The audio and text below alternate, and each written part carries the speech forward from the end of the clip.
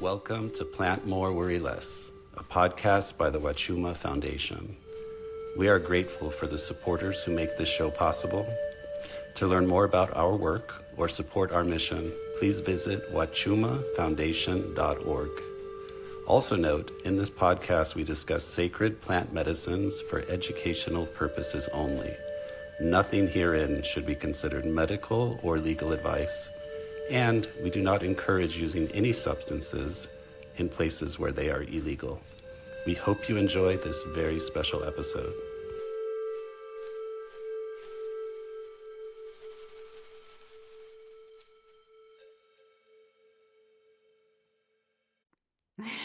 Hello, everybody. Welcome back, and thank you so much for joining us for another episode of Plant More, Worry Less. Today, it is just Hamid and I, and we're talking about one of my favorite topics in the whole universe, which is our retreat to Peru, to the Sacred Valley, to work with Huachuma and our teacher, Miguel Mendiburu. And we're just excited to get into this conversation today because this is it's been a couple years, 3 years that we've gone, and each year it seems to evolve and get even sweeter, and we have some stories to share and just some things that you can look forward to if you do want to join us, if the Sacred Valley's calling you. So, Hamid, hello, good morning. Hi, good morning, Dani. Yeah, it's coming up. So we're recording this. It's the end of January. And before we know it, we'll be in Peru. And it seems like for me, and maybe for you too, that trip every year is like a bookmark where it's like, okay, we're going to get to that spot. And then we're going to get to that spot. And it just kind of holds this anchor in the year. So for me, that's like a huge anchor, which is to go down there. And you mentioned that we've been going for 3 years. You know, there was a pause in my trips there from 2020 until, when did we go? 2023, 2020. Mm-hmm. Yeah. There was a pause for about 3 or 4 years just because travel to Peru got a little funky around 2020. And there was just a lot of like things to process and kind of see like, okay, can we go?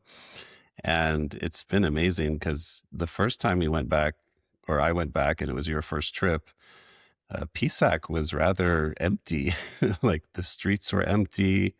I remember walking down that row that has all the shops, and they've got tons of shops, and we're like the only people there. And I was thinking like, whoa, how did these people survive the last 4 years? But each year, like even this past summer in 2025, it seemed like there was a lot of people there. I was like, okay, people are coming back. And it's really amazing because there's like a lot of conversation about, you know, like spiritual tourism and things like that. But really, this helps that region. It helps all of those people there when we go because we take lots of money. We utilize their services. They're super grateful. So I just want to put that out there too, because each time we go, we are really giving to this land and the people that have given so much of their culture, of their energy. And, you know, for me, that's like a big part of it too, is to give back. And we'll talk about that too, because we're also, you know, fostering this garden where we're growing Huachuma, and everybody that comes on this retreat will have an opportunity to contribute back and plant Huachuma. And so we're really going not just to take and to get things, but we're really going to give and to help out that land and the people there. I love that so much.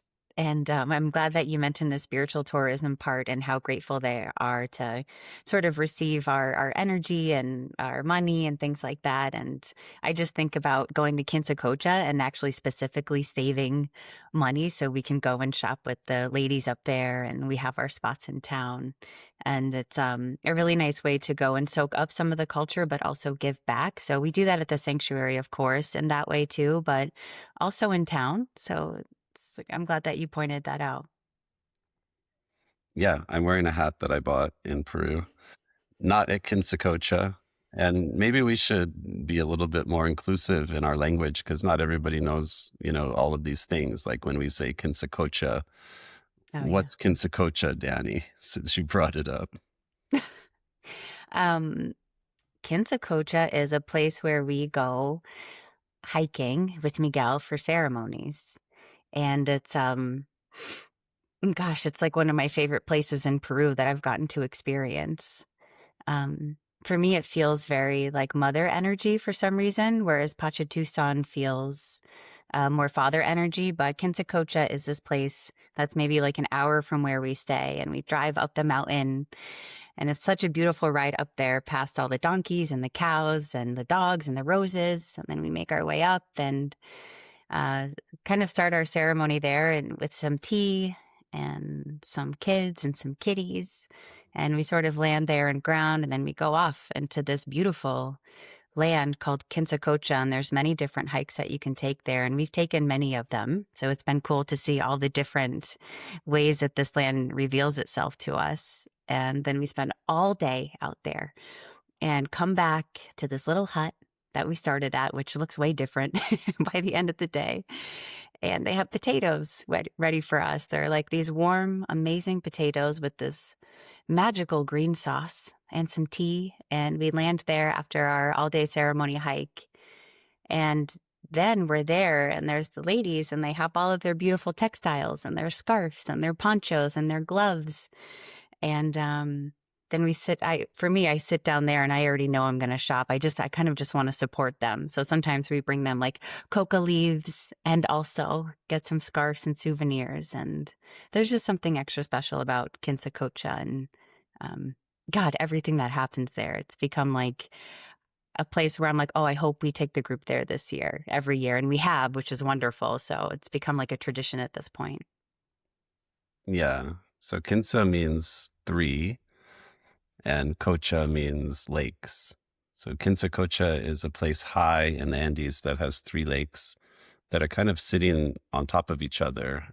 And it's such an interesting, just it's an interesting place. I mean, it's hard to imagine when you go up this mountain, you keep going up and up and up, that you're going to arrive at a huge lake, which is where you get dropped off.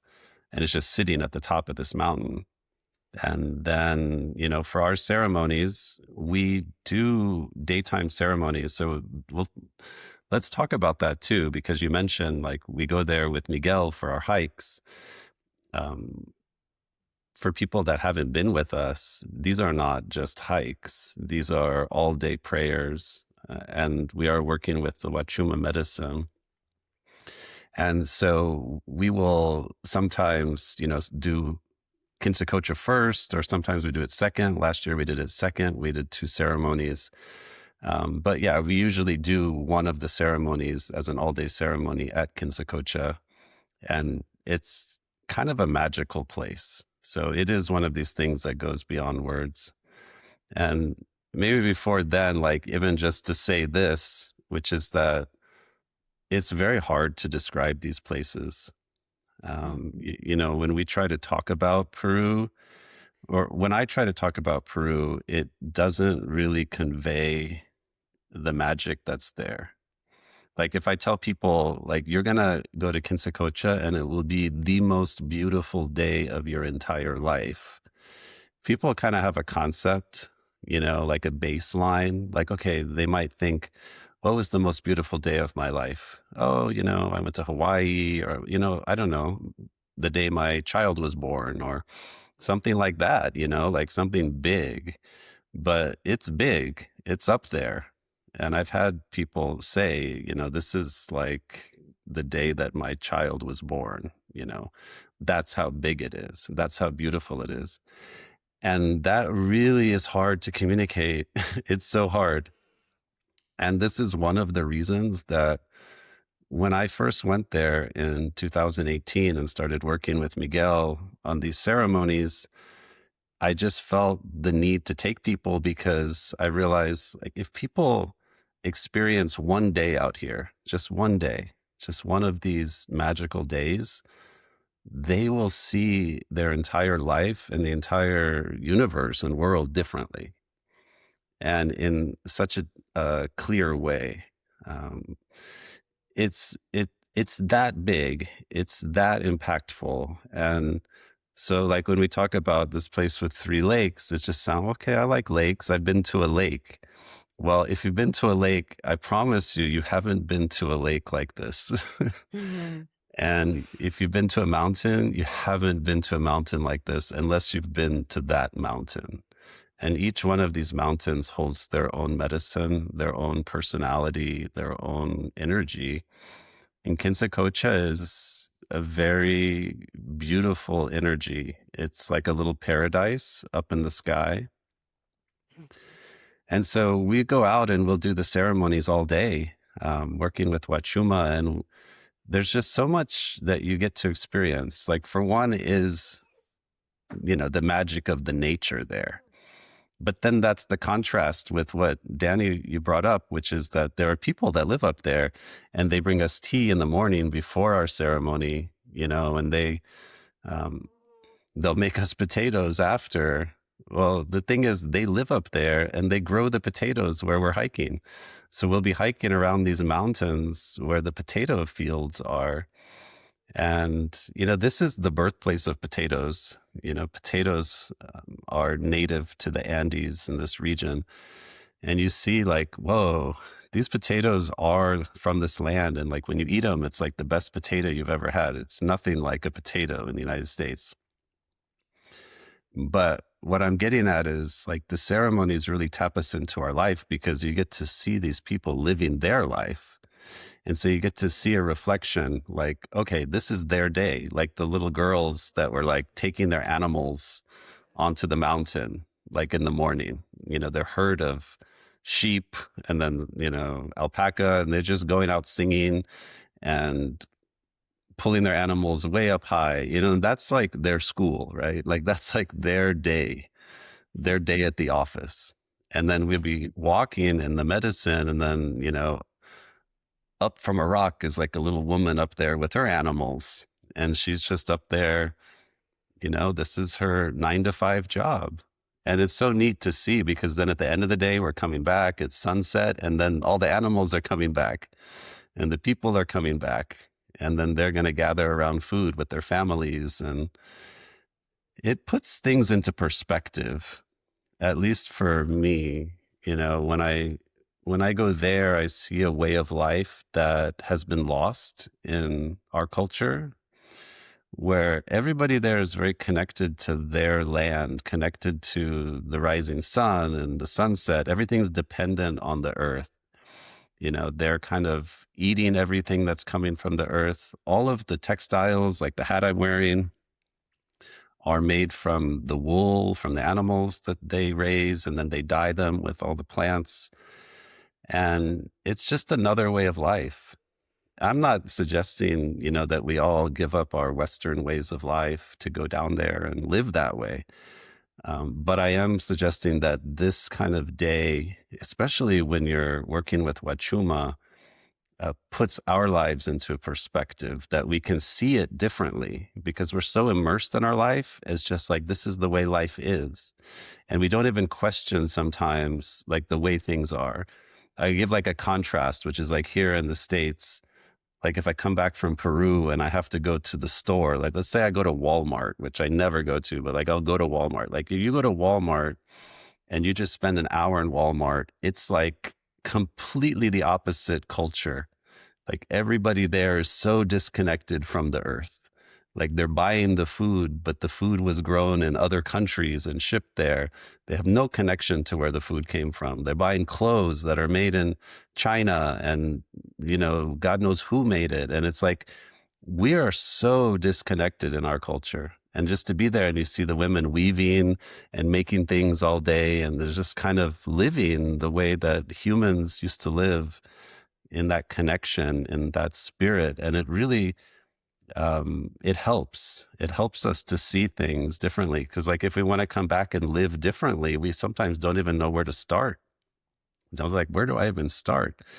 But it can foster a lot of changes that I think put us more in touch with the earth and who we are as humans. So it's really about coming back into humanity for me.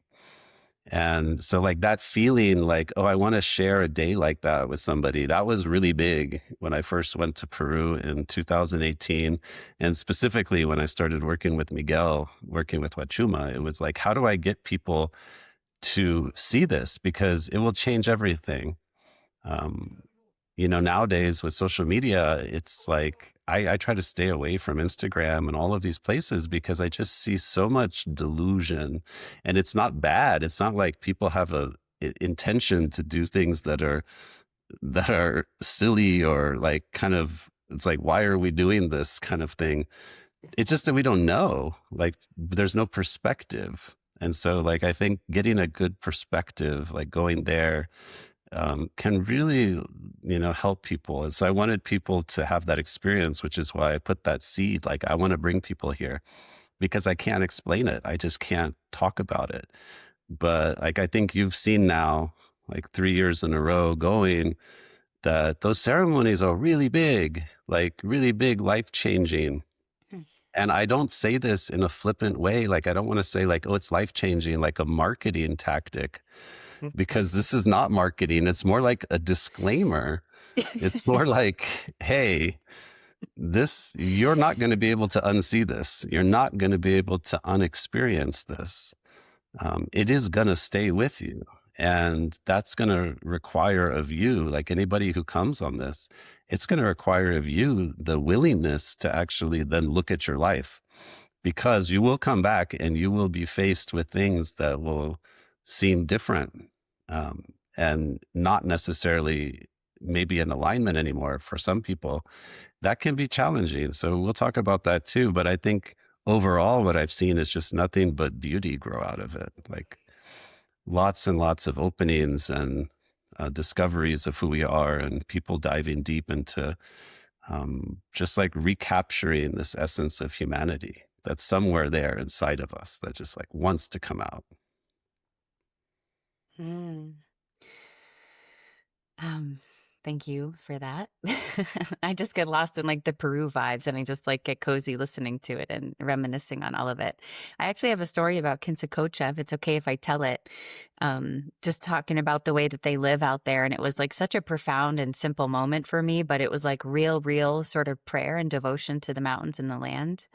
And this was actually the only ceremony I've done where you weren't there, but you kind of were there in spirit. Like the eagles flew over and there was a rainbow. So like that was totally your energy.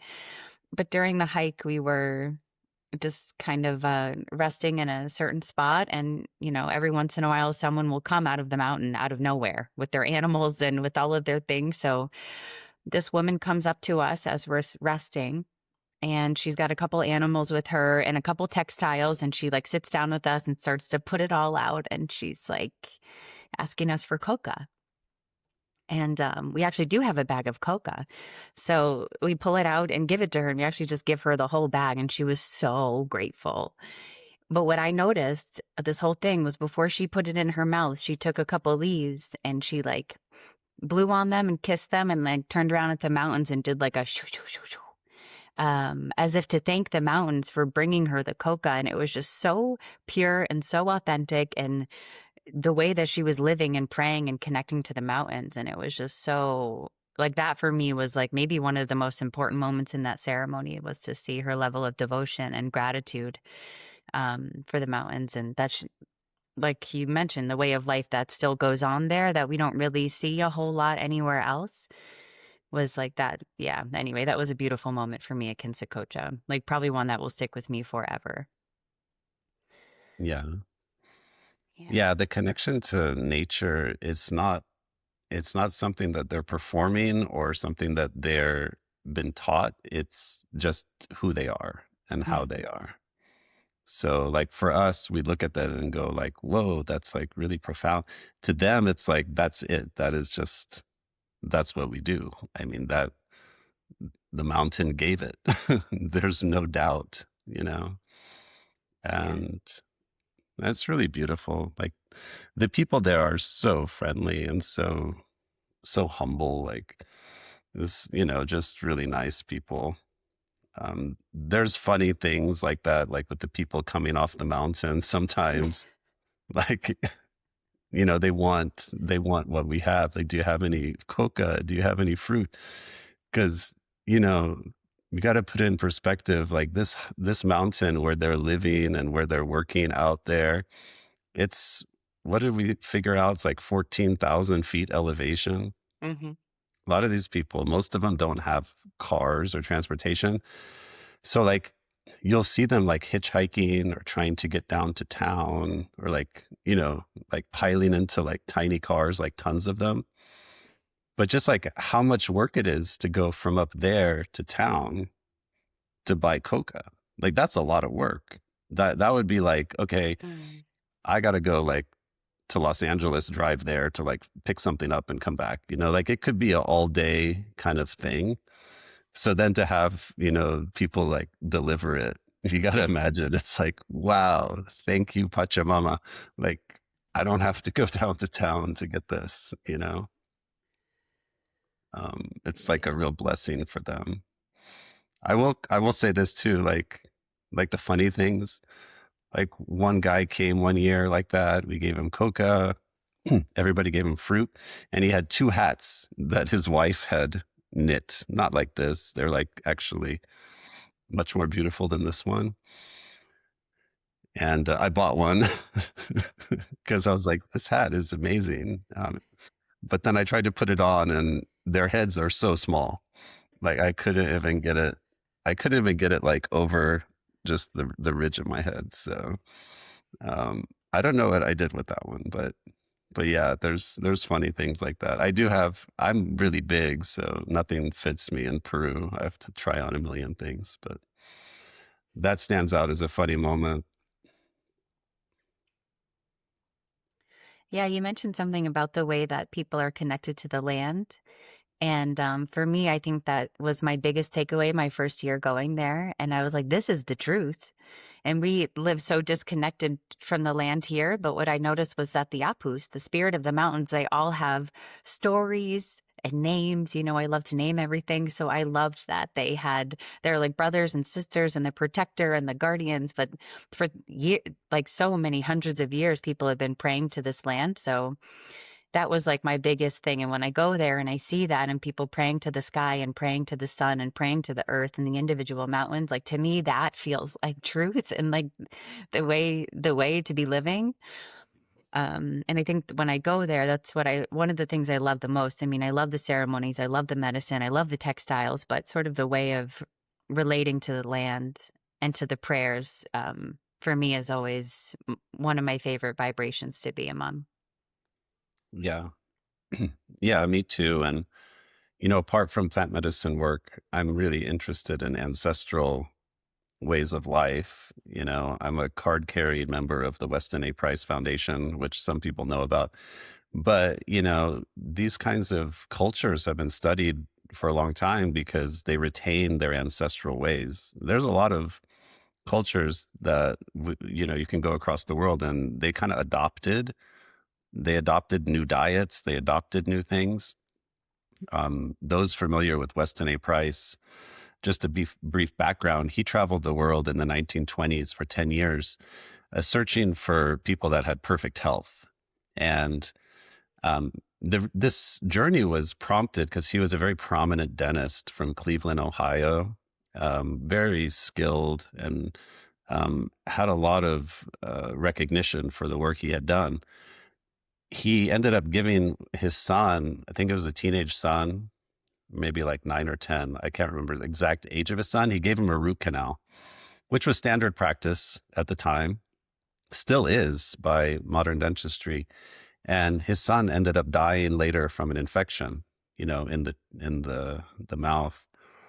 And Dr. Price kind of stepped back and he said, well, why are we doing this? Like, I'm a trained dentist, but what's wrong with us? Like, no other animal has cavities. No other animal has misshapen teeth.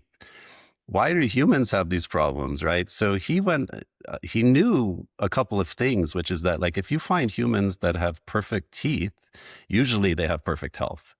There's a correlation between dental health and overall health. And he went around the world for 10 years looking for cultures that had perfect teeth. And so, like, you can buy his book, it's still in print. Um, and he has pictures of people, but I'm going to focus on the Andes because, like, when he got to the people of the Andes, he also saw that, like, these little people that you see up there, when they smile big, and they have wide dental arches. So you can see like all their teeth, and they're perfectly white except for those that are chewing the coca all day.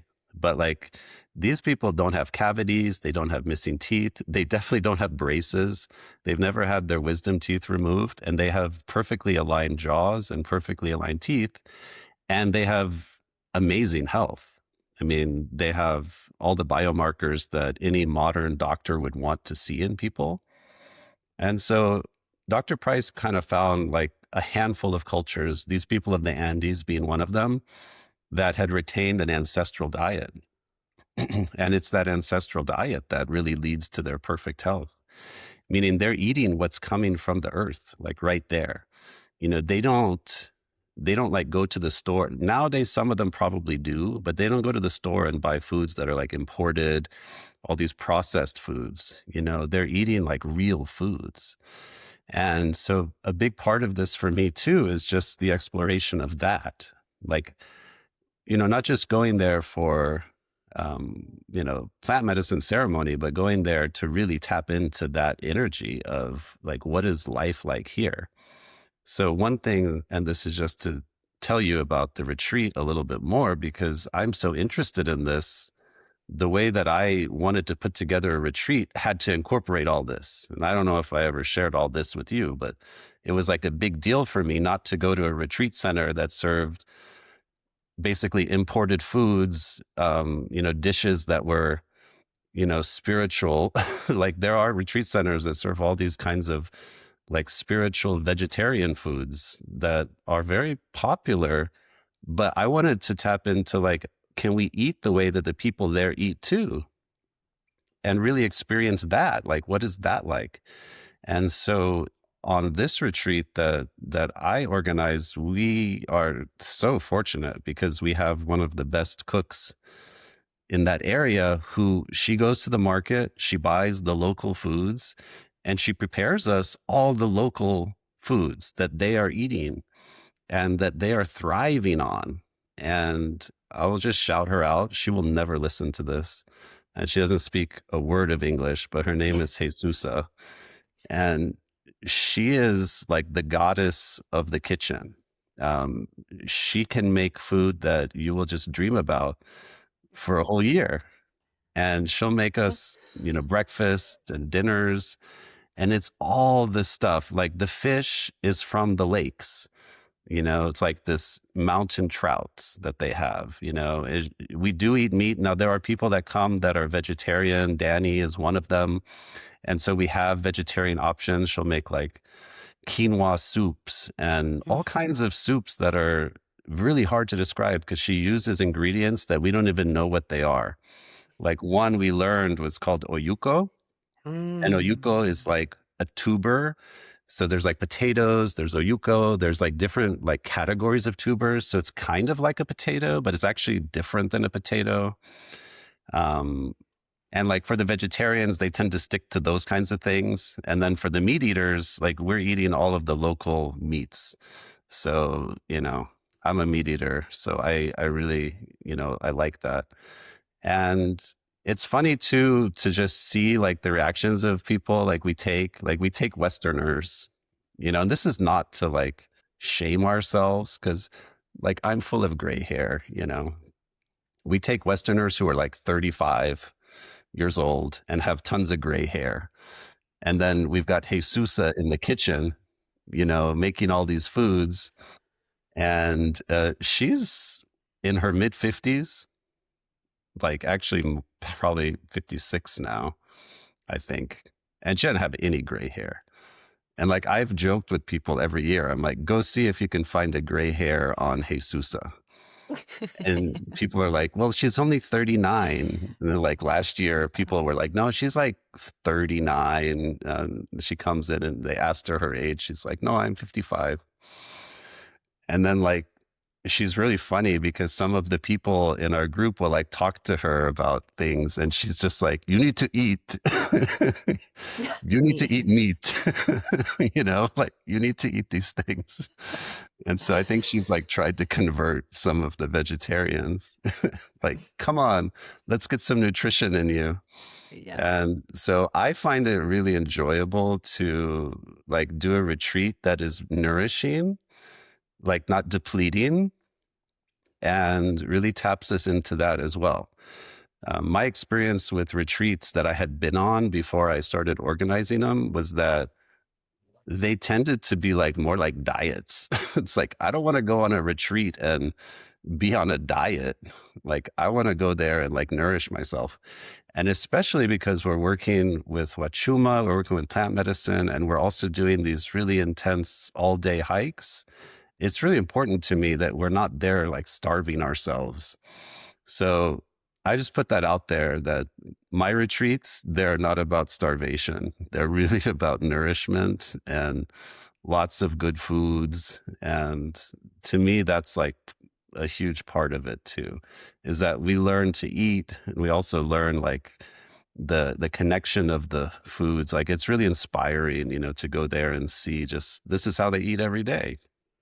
And like, whoa, like people here just like grab a smoothie and run. It's like, okay, that's that's a little different there. They want like real nourishing foods. So I know a lot of people like know me from the mineral world, and I think that those people that follow me, like my mineral shaman stuff, that all started because excuse me, I wanted to continue working with plant medicines, but I wanted to do it in a way that wasn't harmful. And there's a lot of really odd things to me that happen in the plant medicine world, which is that it becomes all about cleansing and like dieting and cleansing. And what I see people going through is like depletion, starvation, depletion. But, as someone who wanted to continue working with plant medicine for myself and do it in a healthy way that doesn't harm my psyche, that doesn't harm my body, I was like, we're not doing it right. We need to do what the people there do. If we're going to learn anything, we need to learn like the full thing, not just take our Western beliefs about diet and impose them onto local cultural practices. But like, what can we learn about just like the way of life? And, of course, like me studying Weston A. Price, I knew about the people of the Andes. I knew about their perfect teeth, their perfect hair, no gray hair, perfect health. And so, a lot of that is coming from the energetic aspect that they're just in this prayerful state in connection with the earth and they don't experience stress in the same way. But a lot of it also is their diet. So it's like all of the pieces, like how do they relate to the earth? How do they relate to life? How do they relate to reality? And then that is like a big lesson on us, like how we relate to reality. And then how do we relate to our food? How do we relate to our bodies? And then how do we relate with the medicines? And so to me, it's like, let's do a retreat that combines everything, that like puts us into right relation with everything. Hmm. Well, that's exactly what you've created with this. Um, Feels like it teaches us how to be in right relation to all the things.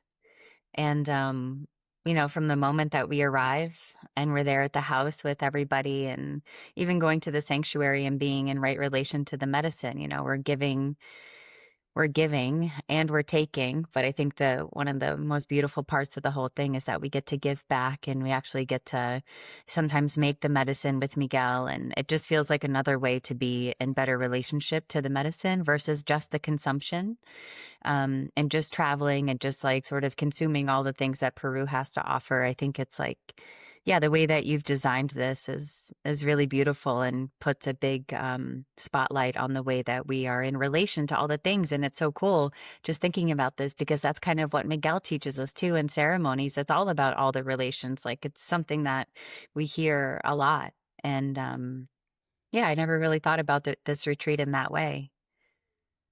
Yeah.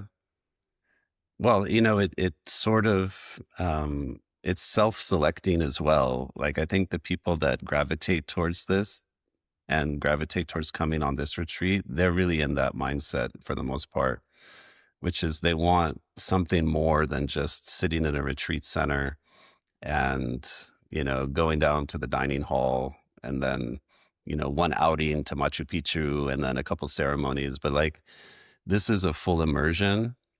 So, in some ways, I think what most of the retreat facilitators are afraid of is that if they immerse people, then they lose their edge. Then people won't need them anymore. They'll just go Mm. to Peru without them. And for me, my goal, my intention is like, I want people to go there and feel comfortable enough to go without me. I want people to learn how it works and to understand it. And I don't want to be a gatekeeper to something. I want to bring more people there in whatever way that that looks like, whether they go with me or they go by themselves. And we've had people come with me and then they go by themselves. And I think that's really beautiful. Like, I'm not at all like holding the keys to Peru. I just want to make it easy for people to go down there and have it. And then we have people come and they repeat. They just keep coming with me because I think there's something magical also about the groups that we create and the space that we create. It ends up becoming like a true family type of feeling where that's something that's hard to describe too. And it's something that is like really important to me in all of the work that I do. Like when I hold ceremonies and create things, is that I do want to create environments where people can let go and open themselves and feel safe and feel held by the group because we're holding space for each other. And, in some respects, like the way that I select this, like we stay in a house versus like a retreat center, it creates that. And like our food is like brought to us, like just 5 feet from the kitchen. We're not like in a dining hall. So we can actually go to the kitchen too and make our own food. And so we have someone basically in our house cooking with us, cooking for us. And it creates a feeling of home. And I think for many of us, like we're really craving that the way that like our lives have been structured a lot of the times now is like about like this radical independence. Like I don't need anybody. Like I can live on my own or I can live with my partner, but we don't have like a big house that's filled with grandparents and things like that. And I think we're missing out on that aspect as well. And like the people there, they all live together. Like the families like live in very small quarters together. And like personal space, this like notion of personal space is kind of dissolved in a little bit because there isn't any like personal space. Like it's a communal space. And the way that we are, it's like that hurts us. We don't realize it, but it is hurting us. And like when we go into retreat together, of course, like I make it so that it's comfortable, like we're not like sleeping in the same bed, we do have our own space, but we also have this feeling of being in a household, like a family. And then we gather around the fire together and we sing together and we talk together and we eat together. And that aspect, I think, really creates the environment for everything to unfold. So like many people don't realize, but it's like very intentional. Like I'm doing that intentionally. Like I don't want this separate kind of retreat experience. But what that does create, I think, is, in my experience, is the ability for us to be vulnerable with each other, which is very important for this kind of work. I mean, we're going to be doing ceremonies with the medicine that opens us, that helps us to take off our armor. And what is our armor? It's there to really protect us from getting hurt, usually because of our family environment and upbringing and things that have happened to us, like heartbreaks. We start to shield. And so when we start to take off that armor, we need to be around people who are supportive as well and that can provide what's missing, which is like the proper attunement that we never had, the proper response to our emotions, not the type of response that's like oh, suck it up. It's going to be okay. Don't cry. No, we don't need that response. We need the compassionate response that's like there and sees us and feels us and understands our pain, understands what we're going through if we are going through it. And so that we can actually move through it and not put up more boundaries, more barriers to that. And so that process is really facilitated by the group. You can work with plant medicines alone, but it doesn't do the same thing as far as any kinds of healing work that could take place. The group environment is necessary for that.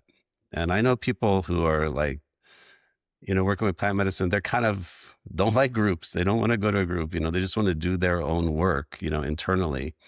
And it's fine too. But like for people that are ready to like step into like really figuring out who we are and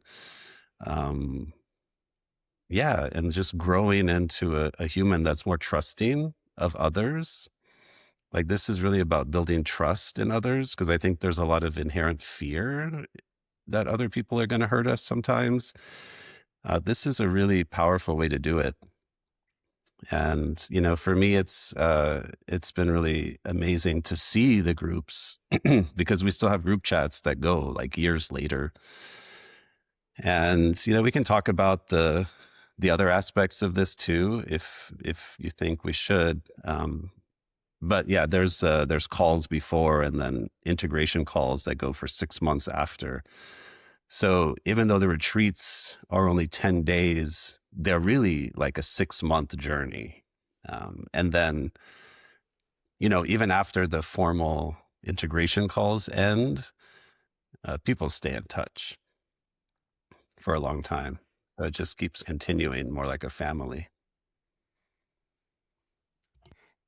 Yeah, Hamid, I'm really glad you mentioned that. I was actually getting emotional as you were talking. I'm like, oh my gosh, please keep talking because I'm about to just lose it.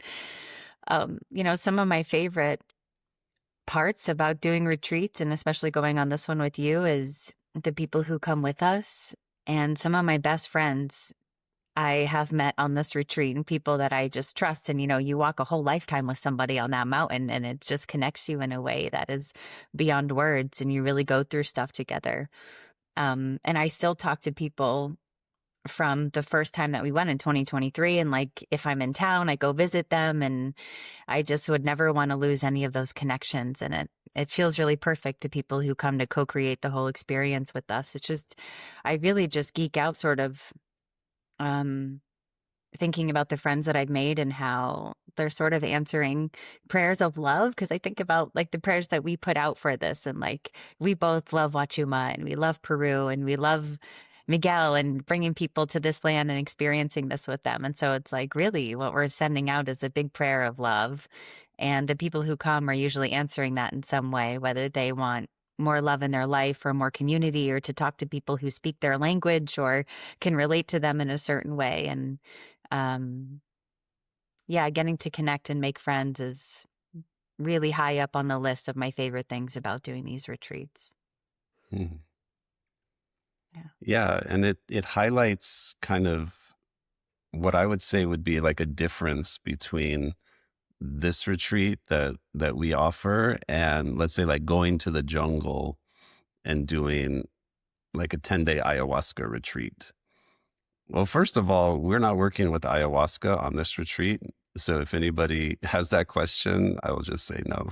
This is all about Huachuma, the medicine of the Andes, and also, it's about, the medicine of those mountains. Like that's what we're there to work with, and with each other. And that's not to cast any shadows on ayahuasca, but it's a very different type of experience. I'll also say that, one of the things that comes up a lot is this term healing. And I will say that I no longer really approach the medicine from that angle. That is this idea that has permeated Western culture a lot about like plant medicines. And I think it starts because people feel like we need a reason to be working with them. Like we need to justify our why. And this is actually an inherent trauma in our society. And I will say that because we all grew up with the war on drugs, and substances are bad, except for alcohol, which you can drink as much as you want to and even kill yourself with it, but that's okay. But, certain ones are off limits, and that whole culture, that idea gets baked into, the Western mindset around plant medicines. I think when people started to hear more about psychedelic plant medicines and these indigenous things, the instant reaction is like, okay, well, I can't do that unless I have a reason to do that. And the reason needs to be a justification as to why I'm working with Huachuma.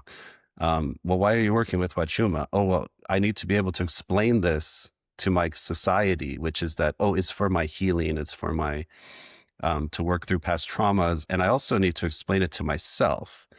Like we have an internal judge, an internal critic that's like, you better be doing this for the right reasons. Well, that is programmed, by the way. So I'm not saying that we do not get healing. We do absolutely get healing when we work with the plant medicines, but that's us because we need it, because we need that healing. We need to overcome a lot of cultural programming, I think.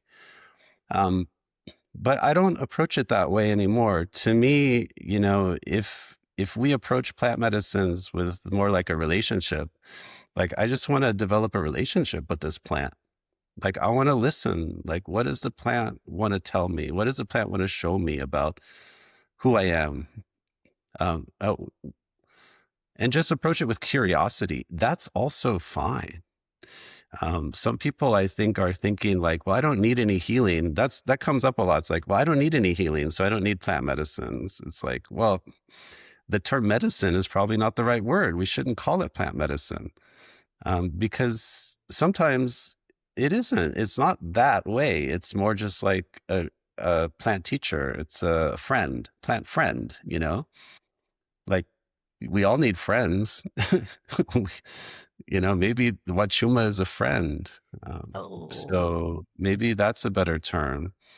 And maybe we need to connect with friends more. And there's also kind of this like baked into that assumption about plant medicine work is that these plants are so powerful. If they can do so much, they must also be harmful. I don't know where this comes from, like equating the power of a plant with harm. I think, again, this comes from Western culture that something so powerful must not be good. And I don't know if this is like coming from religion too, or it's so baked into the concept that we don't even question it.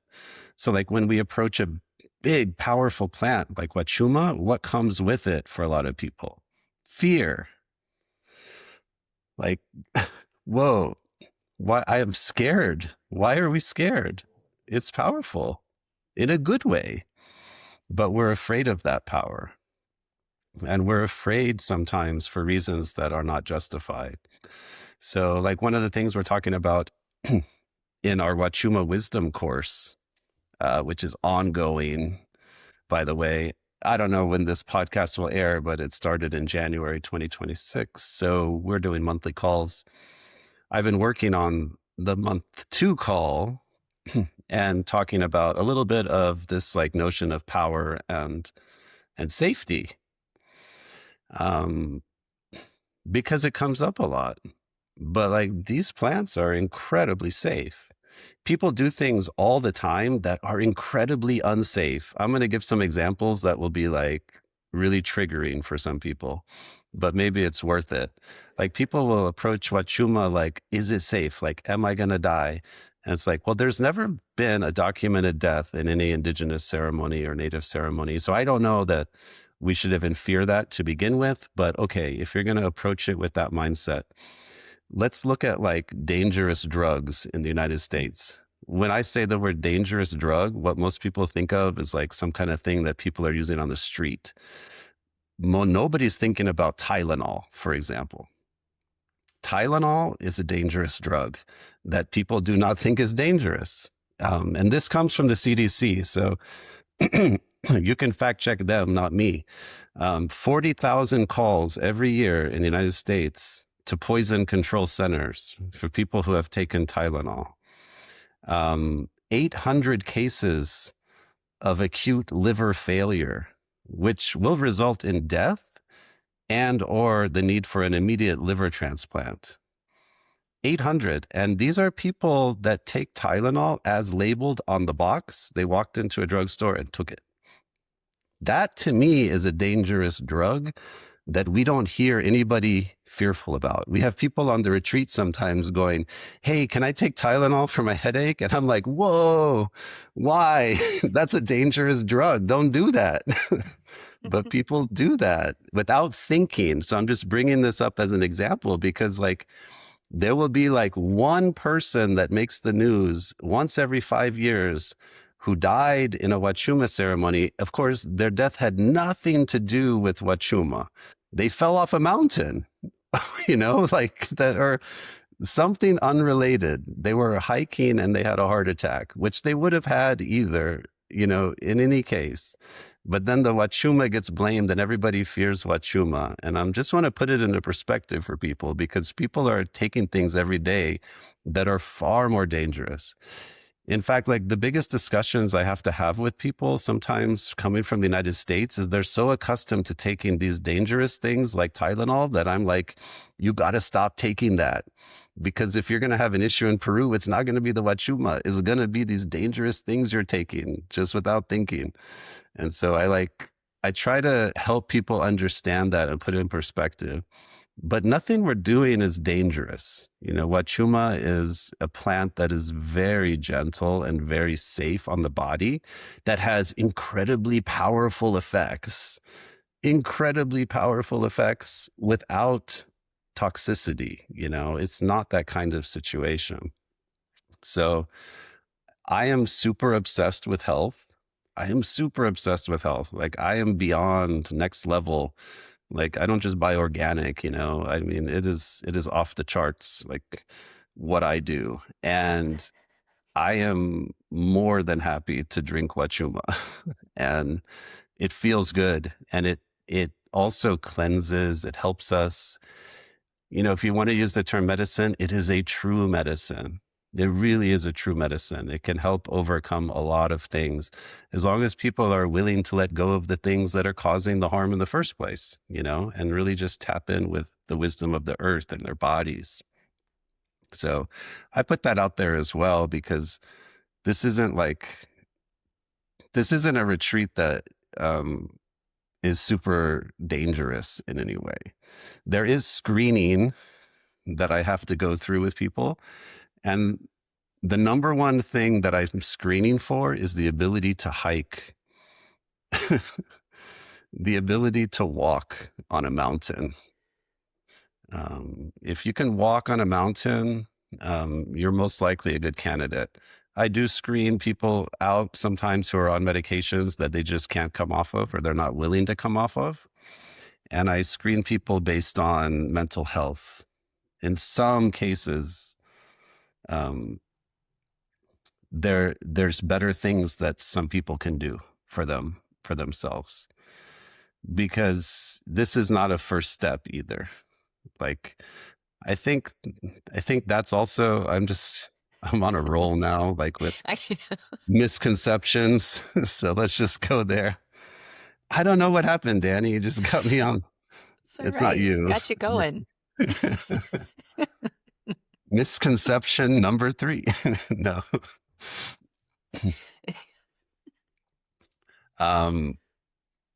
Misconception number 3 is that plant medicines are the easy path, the easy way out. I hear this a lot. It's like, oh, that's not the hard way. That's not the way, actually. Like, you really want to heal your nervous system. You want to tap into these things. You need to actually spend the time to do it the hard way. That's like meditation and therapy and somatic work. And plant medicine is a shortcut. It takes you to God right away. You can't get to God right away. Like, you need to spend 40 years searching.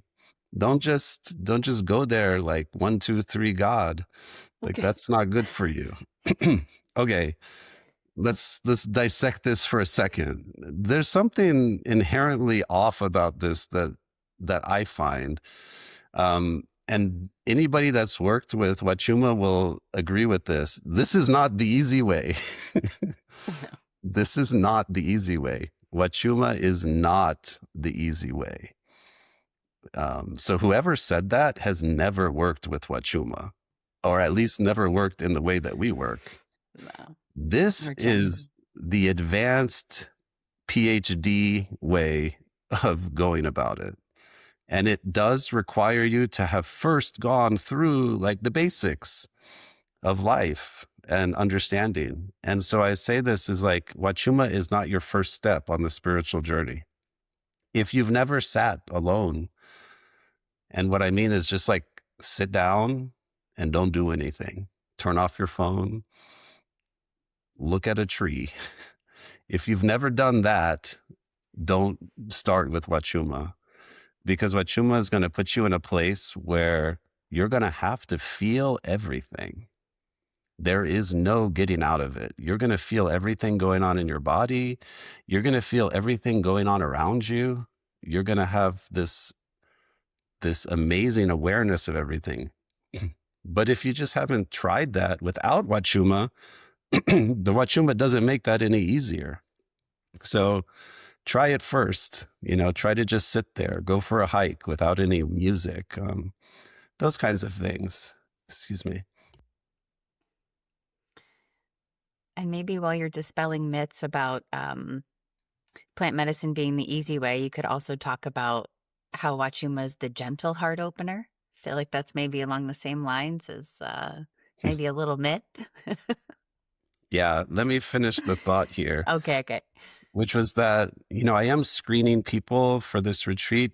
And some of the things that come up sometimes when people apply are that they've never done anything, nothing, no meditation, never been to a yoga class. Not that you have to do yoga. I'm just giving examples. Never done any type of inquiry into themselves.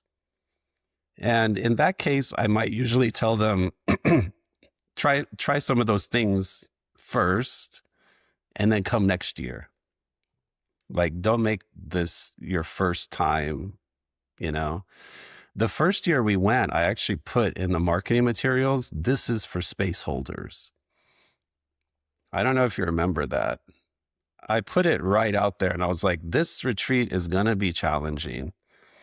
And it is specifically my intention that people who are used to holding space would benefit most from this retreat. And I took that out of the marketing because I think it was confusing to people. But it still kind of stayed in the back of my head. Like most of the people that end up coming are space holders of some type. And that could be like massage body workers. I've had people that do like other types of ceremonies, like mushroom ceremony facilitators, ecstatic dance facilitators. We have other plant medicine type facilitators, breathwork facilitators. Those people seem to get the most out of it because they know how to go deep already. But we also have had people who it's like their first time with plant medicines too. And when I look at them as a whole person, usually I'm like, okay, this person is ready, So we've had people like that too, who they've done everything that I would say is like, whoa, they're like way more advanced than I am in so many other areas. Of course they're ready, like there's no question. So there is a little bit of that going on with this retreat. But I wouldn't let that discourage anybody who's feeling called. If you do want to come, fill out the application and I can go through it with you, usually on a phone call, and we can talk it through. So you mentioned the gentle heart opener. What is that myth? What are you getting at? Well, you know how people say, oh, well, work with Huachuma because it's the gentle one. Or they're like, it gently opens up your heart. It's so And gentle. it's so gentle. And what I have found is that that is just a total myth, like, especially if you're working with Huachuma in the way that we work with Huachuma and like the gravity of the prayers and the specialness of the container. There's just really nothing so gentle about it. It's beautiful and it's beneficial, definitely. But what I've learned is, yeah, it opens your heart in such a big way that even goes into like life way after the ceremonies too. It's like deal now, okay, it's okay. Now your heart's blasted open. Now it's like bring that back home and work with that. So I don't know. I've heard people say Wachuma's the gentle one, but the deeper I go into it, the more I realize that it's really I don't know if that's the right word for it. This is like such a multifaceted conundrum. So, yeah. Western misconception number 4. Wachuma is the gentle heart opener. It's just this lovey-dovey plant medicine. You're just going to take it. You're just going to feel lovey-dovey vibes, and you're going to want to connect with everybody. And that this comes to that issue that I had said before, which is it's very hard to describe these experiences. So when you hear people talk about it, people tend to gravitate towards similar language like that. And it's understandable because like we don't know how to talk about it. And I will also say that at the end of the Huachuma experience, that is true. That is what it feels like when you've reached the end of the experience. Huachuma is a very long medicine. So we're talking 12 to 16 hours that the medicine moves through you. So at the end of that 12 hours, yeah, your heart is going to be wide open. You'll have the the lovey-dovey vibes. You will feel so good. But that 12 hours leading up to it is not always that way. Now, for some people, like if you've been working with it a long time, if you have a deep relationship with it, yeah, it can feel that way. It can feel like, hello, friend, and I'm now open with you, and let's do this. But for some people, that process is maybe a little bit more challenging to get to that end result. And it does involve like an element of us that, again, this is a practice. This is not, we take a medicine and the medicine does everything for us, which is why I mentioned in this prior dispelling of myths category that we need to do stuff before, that we need to have an awareness of ourselves. We need to have an awareness of our emotions and just the ability to be with ourselves and understand ourselves, understand the signals of our body and not coming from a place of fear. The biggest impediment for people working with Huachuma is going to be fear. If they feel something in their body, sometimes people have been conditioned to fear sensations in their body. And that's another thing that comes from our upbringing. Like when we're a kid, we go to our mom and we're like, Mommy, my belly here. And then she gets scared and then we get scared. When it's really just the body doing what it wants to do naturally. So sometimes with Huachuma, there's that, and people will start to like get in their head maybe and like fight the sensations, but eventually you can't really resist it. It just takes longer to get there. Because at a certain point, people finally stop that process and they kind of surrendered to this. Okay, I'm not going to feel the way I usually feel. This is not the normal feeling of my day-to-day life. But once they settle into that, it's so good because you're not fighting it anymore. You just say, this is it. This is how it's going to feel. I'm going to feel like a cactus, basically. And then you tap into that feeling and it's beautiful. Without resistance, it's absolutely beautiful. With resistance, it will feel strange and odd for people. But yeah, that is one aspect to this. Like you hear people say Huachuma is gentle heart opener. And I think they're making that statement as a comparison to, let's say, ayahuasca, like comparing it to that. Now, The other aspect to this is that the medicines are not uniform. So we're covering this in the Huachuma Wisdom course. What we call Huachuma or San Pedro, Aguacoya is not one plant. It's many different plants. And depending on which plant is used, there can be wildly different sensations and feelings. So, like, I'll just give a simple example, but like, let's say the Huachuma medicine is made from the Peruvianus, Trichoceres peruvianus, which is a type of cactus. That is going to be very different for most people than making it from Trichoceres pachanoi. Pachanoi might be more of the gentle heart opener, and Peruvianus might be more of the not gentle heart opener. Let's just keep it that way. They both open the heart.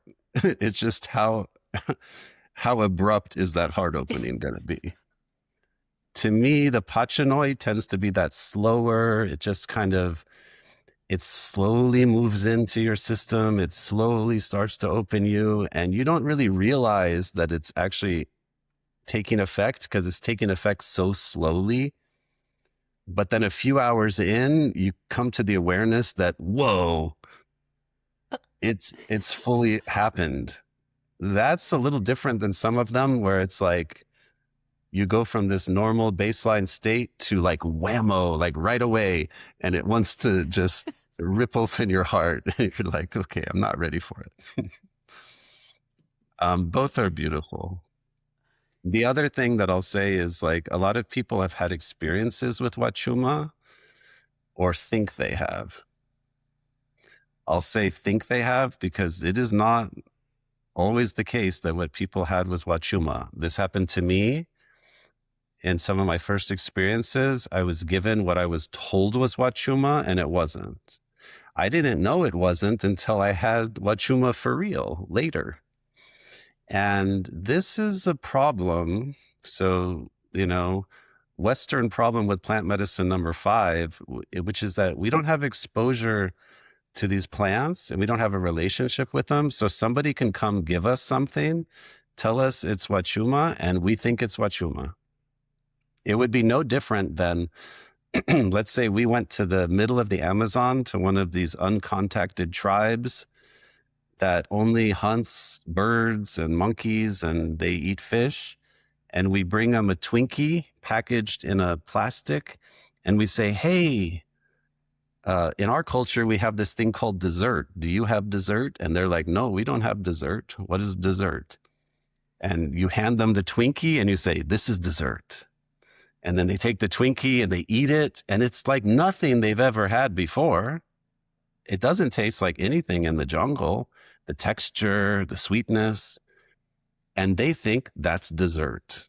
So now for the rest of their life, if somebody asks them, have you had dessert? And they're like, yeah, we had dessert. These people brought dessert to us. But they don't know that there's a lot of dessert. Tiramisu, there's all the French pastries, there's all this complexity. And once you start to get into the real complexity, ice creams, all this, you realize Twinkie is not actually the best dessert. But you didn't know. You didn't have a baseline for it. And so this happens in the US and other countries too. Maybe even a traveling curandero, a traveling shaman will come. And there's a lot of people here that'll go to a ceremony. They have no idea what Huachuma is. Somebody gives them this medicine that says, this is Huachuma. And it's turns out that it either is not Huachuma or it's a very weak brew. Very weak. In the United States, there's a strain of cactus that is everywhere. It's called, it's sold as San Pedro and it's sold as Echinopsis pachanoi, Trichoceres pachanoi.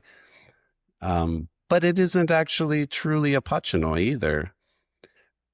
It's very weak. It's very weak. And so people have had experiences with that cactus and they think, oh, this is really gentle and mild. And then they go to Peru and they have the real thing. So it's no longer the Twinkie. And they're like, whoa, this is a totally different medicine. And so this is not to scare people at all. I just want people to have awareness that sometimes what's being said isn't based on truth.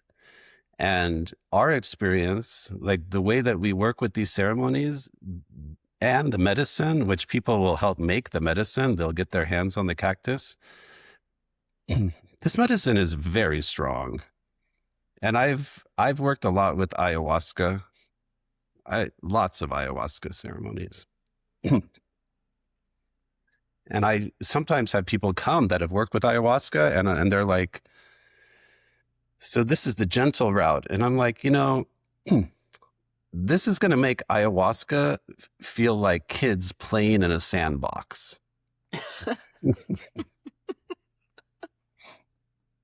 And it is. It is. You go to an ayahuasca ceremony, even in Peru, it lasts maybe 4 hours, 4 to 6 hours. You have the medicine. It's strong, like for a little bit, like maybe an hour. That hour might seem like an eternity, but it's still just an hour. Then you go get another dose and then you go back in. And then they wrap up like 4 to 6 hours later and everybody like is lovey-dovey and, having a good time. Well, Huachuma, you take it in the morning and it goes 12 to 16 hours from your last dose. So you have one dose in the morning and then around midday you have another dose. And then the ceremony ends and the medicine is peaking at that time. It's stronger at the end of the ceremony than ever. And then you go back to the house and we have dinner and people are like, slowly lifting the spoon of soup to their mouth. And then we lay around the fire until God knows when in the morning. And the medicine just keeps going to the point where someone on our retreat was like at some point saying, I think I've done it. I don't think I'm coming back. And I'm like, no, you are. Just wait. Because that person had so much experience with ayahuasca ending, and you just feel normal pretty quickly. I was like, no. And I think people that have worked with us and worked with Huachuma understand what I'm saying, which is that this is much more challenging in some respects than an ayahuasca ceremony because it lasts a long time and it just keeps going. There's no tapping out once you're in. But for most people, like for me, I don't know, I can't speak for everybody. I don't really want to tap out. Like, thank you. It's so good. Like, why would we want it to end? That was with my thought ayahuasca, too. sometimes I'm like, yeah, I want this to end, like make this end. But not with Huachuma. So maybe that's the gentle heart opener myth, is that people are having very weak brew. They didn't know that. They were not served actual Huachuma, which is more common than people think. And the varieties are very different. So there can be the gentle Huachuma, but that isn't what we work with. We work with the very powerful ones. And also, I know we spoke a little bit about the actual ceremonies, but I think that also plays into the powerfulness of the medicine that we work with and the way that we get to do it. And I don't know if you want to speak a little bit about the ceremonies, or because I'm sure some people have questions and like, what are you doing on the mountain for 8 hours or however long? And yeah, well, yeah, again, definitely, we're going to cover this more in the Huachuma wisdom, but the types of ceremonies with Huachuma are all over the map. There's so many different traditions and there's so many different ways of working with this plant. So the tradition that we work with is really coming out of the Red Road Sundance tradition, which, if you go back in time, was from North America.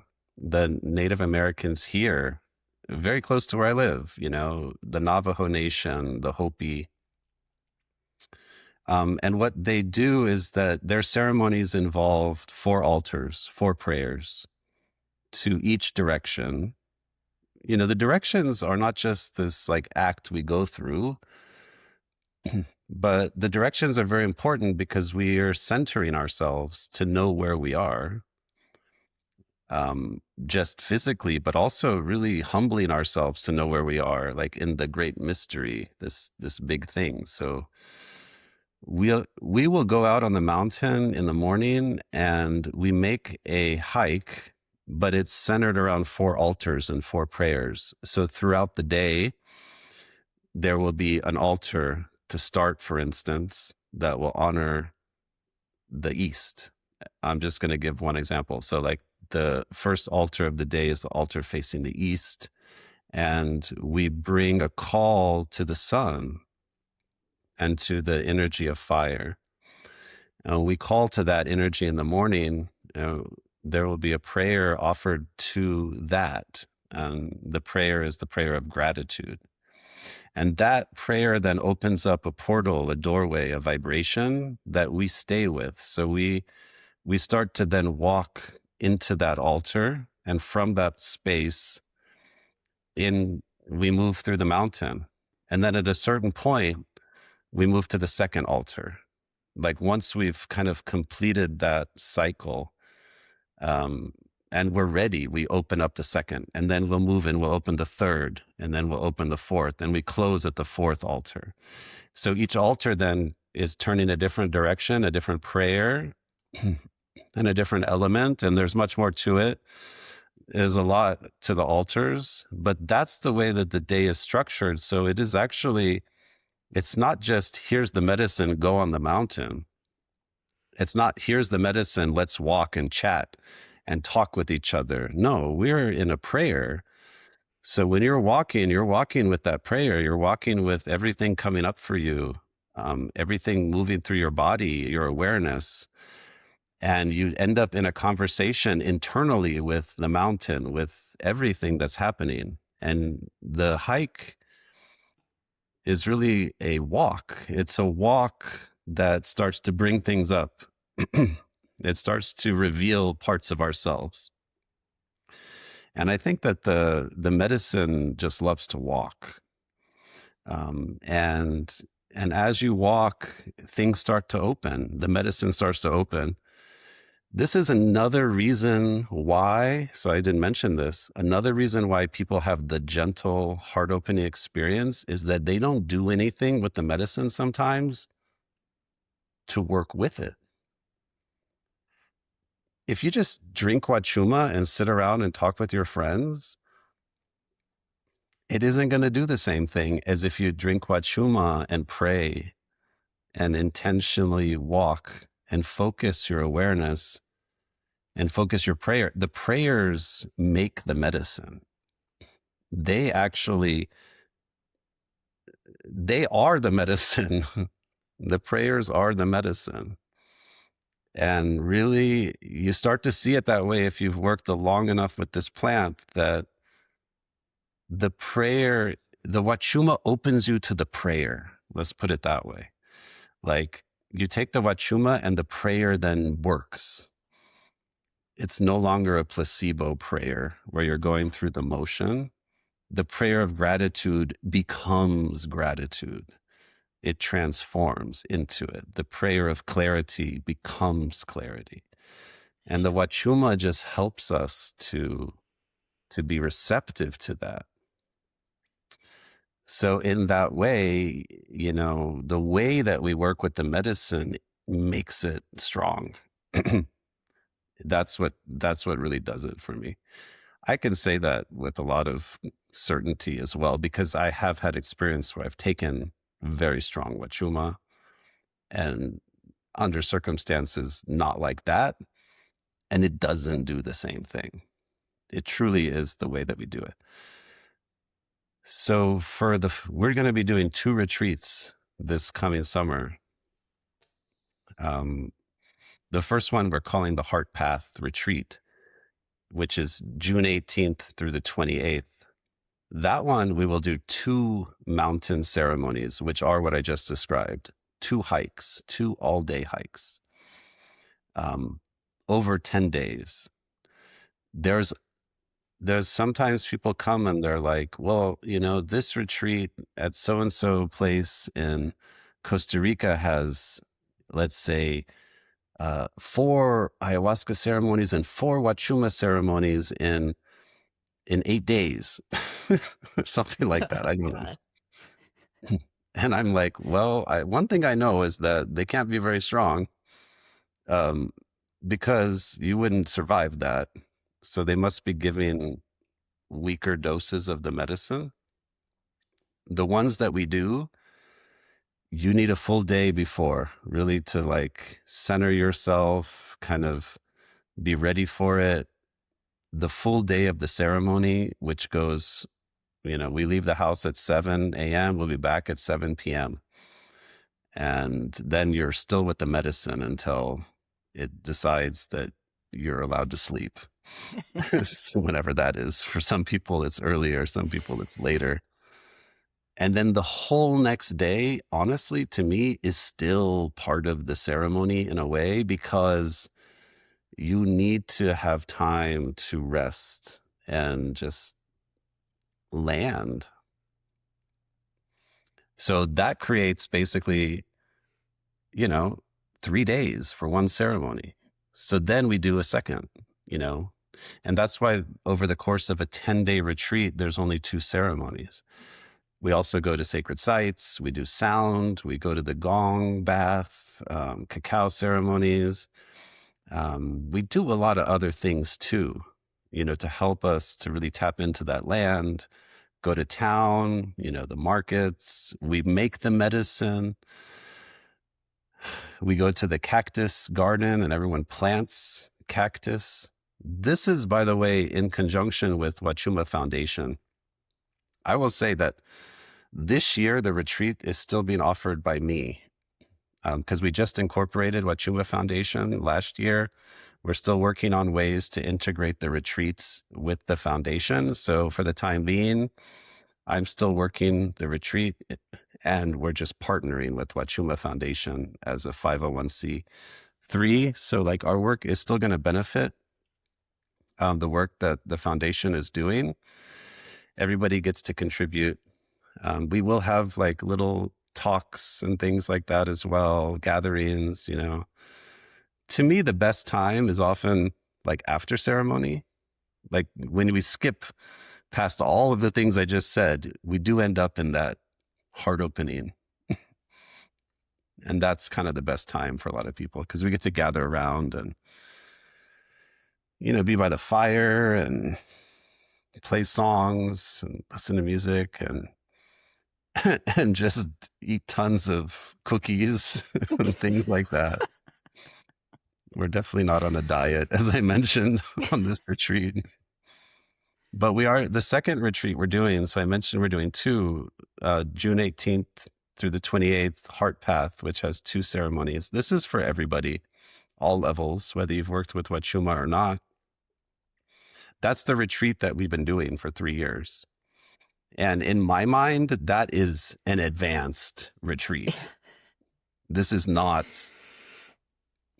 just a casual vacation. No. That being said, we've had quite a few people who are now like fairly advanced.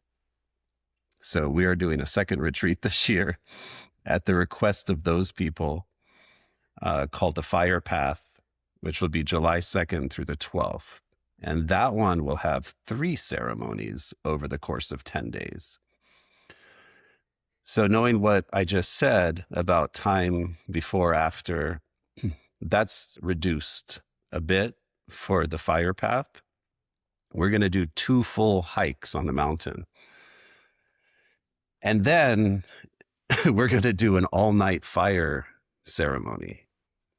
And the fire ceremony is completely different than what we were just talking about in so many ways. First of all, Huachuma is traditionally before colonization was most likely a daytime medicine. Um, it really loves the sun. Cactus love the sun. There are things that this tradition, like I said, comes from North American Native Americans originally. And their traditions were involving peyote usually. So peyote ceremonies were typically at night with a fire. So we will do a Huachuma ceremony at night with the fire. And I don't know should I go into it now, Dani? Oh, The yeah. Oh, fire. yeah. The fire ceremony goes from basically, sundown, shortly after sundown until sunrise. So it's exactly the opposite of the daytime ceremony. And instead of being out on a mountain, walking with nature, we're in a circle around a very specific fire. The fire, the shape of the temple is very specific. So the fire is put in a half moon ring, and there's a doorway into the temple facing a certain direction. And we move in a certain direction when we're around the fire, which is clockwise. Those people that have been to like a temescal or a sweat lodge understand like the movement of energy, and that clockwise direction is very important.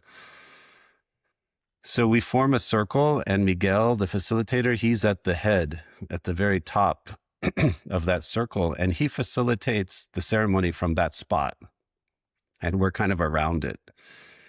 The same format applies. There's the 4 altars and the 4 directions that are opened, but without moving. So instead of putting our prayer to the mountains, we're basically putting our prayer into the fire.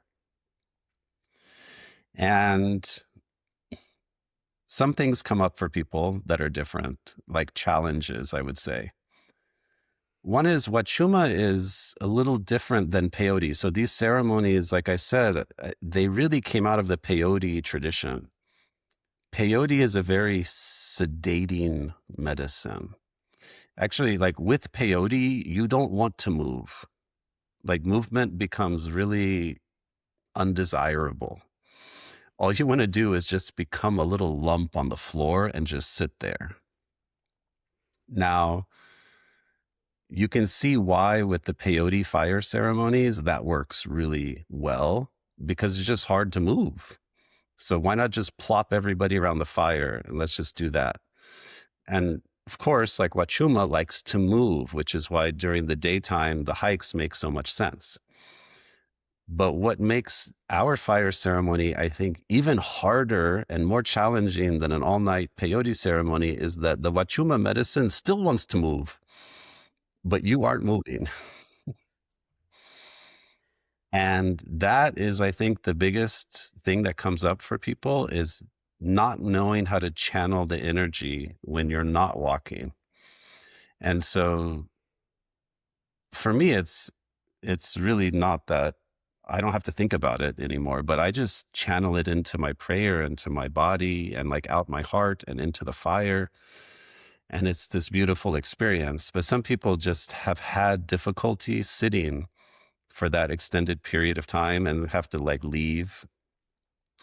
This is why we don't do it in the heart path retreat. Especially for people who it's their first time going to Peru, that can be a lot to like throw in this added thing.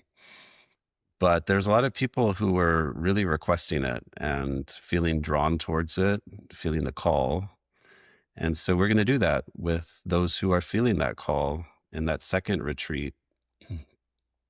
And to me, the fire ceremony is probably the most humbling ceremony you will ever go to. Like if you're a space holder of any type, if you fancy yourself, maybe even lead ceremonies of whatever they are, even if it's just a cacao ceremony, I would say that every space holder that I know, if I could get them to come to a fire ceremony, it would benefit them and everybody else that they work with.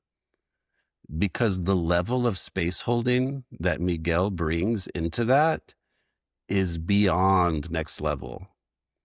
Every time I do a fire with Miguel, and I've been practicing and facilitating for a long time, every time I am super humbled. I am super humbled. I mean, his ability to do that, it is like conducting an orchestra. There's so much that goes on.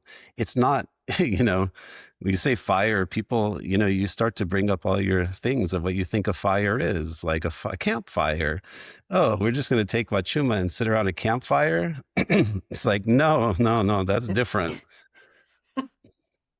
This fire is built, stick by stick, and he maintains it the whole night.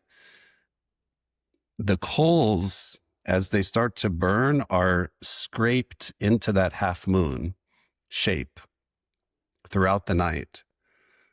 And by the end of the night, the coals will form a condor. And he'll throw cedar on it and it will fly. Like it is next level. Like you can't even figure out how he's doing it sometimes and how he's making it. And then the songs go all night. Because we're not hiking, there's way more songs. There's much more formality, I will say, with the fire ceremony. Like I said, like we move clockwise. You don't walk in front of the altar.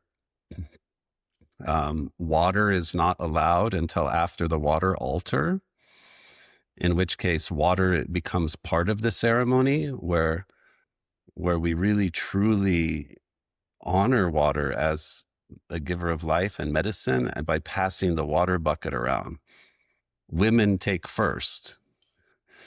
We've had people who didn't realize that. The first goes to the women, and then, the men. There is a break, usually like after the third altar. Miguel will say, like, you want to go outside. You go outside, and you're in the middle of the night in the Andes, and you look up. Now, Dani didn't get this last year because it was cloudy. I know. But when it isn't cloudy, the stars and that medicine are just hard to fathom. I'll put it, you can't really understand what's happening. And, that ceremony, we'll go and we're singing and the sun is rising and it's just unbelievable. And when you come out of it in the morning, you're still in it. So remember I said, like, Huachuma goes a long time. So we somehow make it home and then are with that medicine, without sleep, honestly. Eventually I usually sleep like in the afternoon for like a couple hours, get a good nap in. But yeah, that makes it more challenging, but humbling and really eye-opening. There's a lot of interest of people now serving medicine. I think it's beautiful that people are feeling the call to serve medicine and wanting to do that. I've witnessed this in two different realms. So I first got into yoga in 2007 after a couple years of practicing yoga on my own at home with a DVD.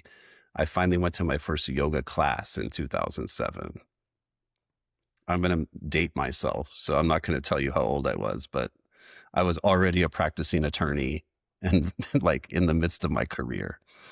So 2007, I started going to my first yoga class, and I was shocked that how popular yoga was. Like, it was so popular, and people were going to yoga teacher trainings and doing all these things. And I really just wanted to practice. So I practiced hard. And I dedicated myself for about 5 years of daily practice until 2012. I looked around and I said, everybody I know has already been to yoga teacher training. And there's no need for yoga teachers anymore. So I just took it. I was still an attorney. I took yoga teacher training thinking, I can't believe they're still offering trainings. Okay. That was 2012. Um, it has only grown since then. And I think what happened that I've seen, because now I created yoga teacher trainings after that. I have continued to facilitate as a guest instructor in many teacher trainings. And what I've seen is as the volume of people becoming yoga teachers goes up, the depth has gone down. It's been this seesaw. Whereas, like when I took yoga teacher training, I had to have a recommendation from one of my teachers that I had been practicing with for a year to write me a recommendation. And I had to prove that I had been practicing yoga for years. They would not take somebody who had never practiced yoga. Now, first day, you can sign up. So I saw that happen with yoga where the quality has gone down as the volume has gone up. Then I saw it with sound because I've been working with sound meditation, which now is very popular. But when we started, we didn't even have a term for it. So, now it's like sound healing, gong bath, but we didn't really know what to call it. And now there's thousands of practitioners, but like most of them don't know what they're doing because they're being taught by multiple generations of people who they themselves don't know what they're doing. So like the people that are teaching yoga teacher trainings, they're not very experienced. They've been practicing 5 years. I don't know. And then it's like the same with sound. So it just starts to create this dilution. The same thing is happening with plant medicine work, psychedelic facilitation. I mean, I live in Arizona. There are people here in their 20s who are serving plant medicine. I'm not doubting that they're helping people, but the quality of space being held is just continually to decline. And there's almost like this race happening where people are like trying to grab their share of something. And I just kind of watch it. I'm like, okay, to me, it doesn't matter. But I'm bringing this up because if there are any facilitators out there, this is the retreat to go on, honestly. You will be humbled in a good way. You will be humbled so that you can go back and actually elevate the level of practice, elevate your space holding. You will have a baseline that is now much higher than what you've been exposed to. I've been exposed to a lot in the plant medicine world, and I can say that there are a few people that can hold space with the integrity and the humbleness that Miguel does, and in such a way that he makes it look easy. Because it is easy for him.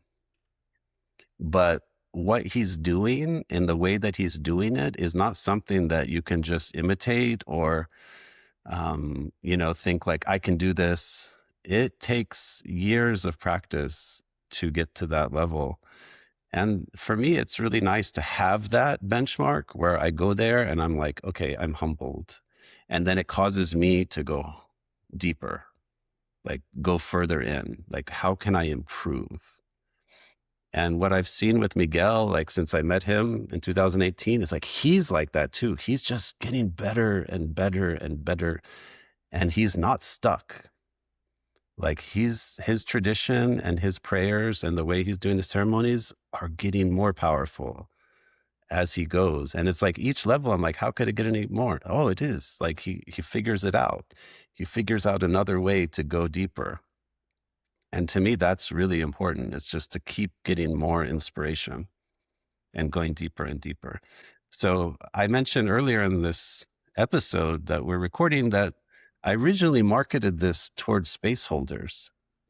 That was who I thought would benefit the most. And that means people holding space in any capacity, therapists, consultants, health coaches, anybody, even people that just hold space within their family, for other family members. But if you are in that position and you want to have a an example of space holding that really inspires you, this is a really good way to do it. Something else that inspires me personally about Miguel is his level of devotion. And maybe that's why he keeps evolving each time, is because he's like so devoted to the medicine and to the prayers and to the altars and what he gets to do that um, it feels like you can really feel that. And for me, that's part of the humbleness, is the time that he's been in this like level of devotion. And something I think that's really beautiful is there really is no separation between like ceremony Miguel and going to his house Miguel. He's like the same person in and out of ceremony.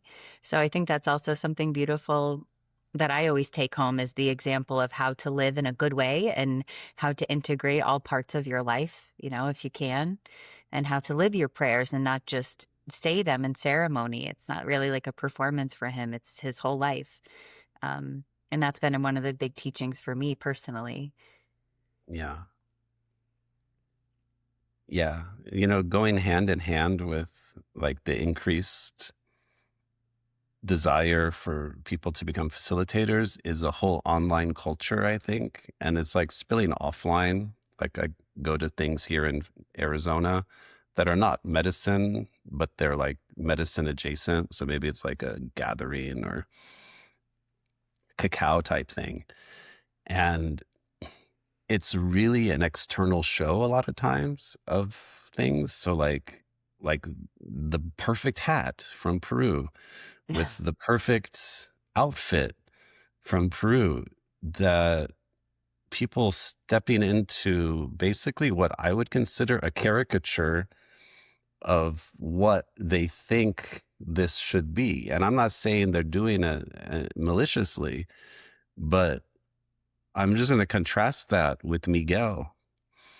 Like you go to Miguel and in ceremony, he's not wearing all of these fancy Peruvian things. What is he wearing? The things that are meaningful to him. And he's let go of the ego. Like he doesn't have to, he never had it, I don't think, but he doesn't have to look a certain way, you know? And to me, that's really important. It's like, I would actually have more skepticism of somebody serving the medicine, even in Peru, that's all dressed up, that's wearing all of the outfits. And like, it feels like a performance to me.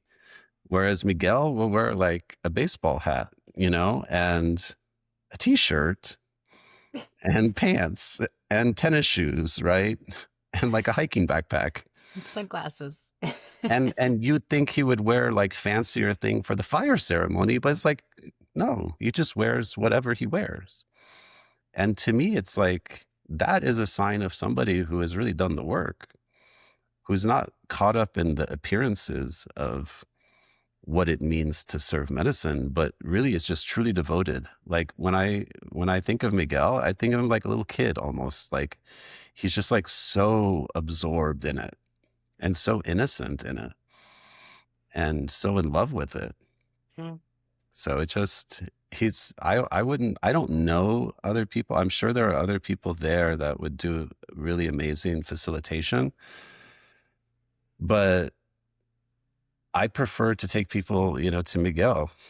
He's just a good human. And there's no ego there.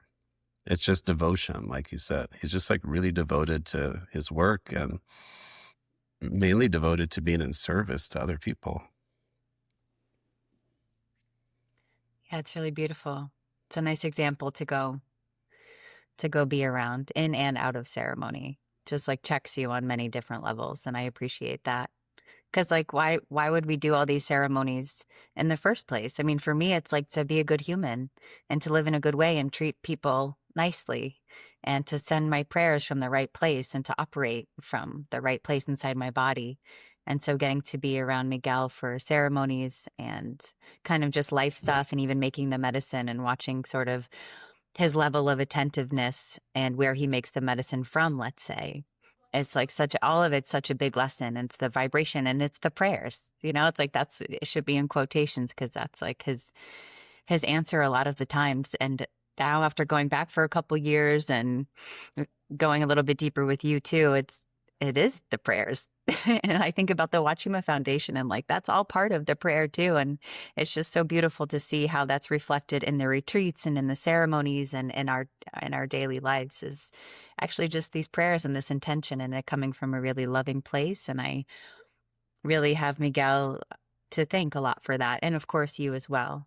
But I know that you sort of learned that from Miguel too. So it's really beautiful. Sometimes I think about all of his students and the people that study with him and all of like the fourth altars that have been opened up because of Miguel and all the beautiful prayers that have been sent out in the world and people tapping into that beautiful place inside of them. And I think it's like his level of devotion for however many years, however many ceremonies, it's like rippling out in ways that I don't even think he knows.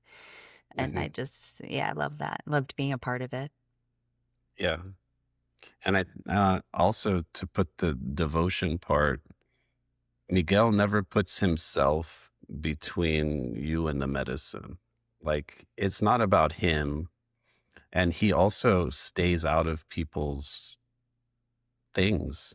Like the way that he holds space, I think is really beautiful for me because I've had harm. I've experienced harm myself from facilitators who come and with their best intention, maybe thinking they know that I'm going through, thinking they know what to say, have unintentionally harmed me by saying things to me during ceremony or giving me ideas. Like when you're in a very open state like that, you need to be around people who aren't going to come with their own view and mess you up.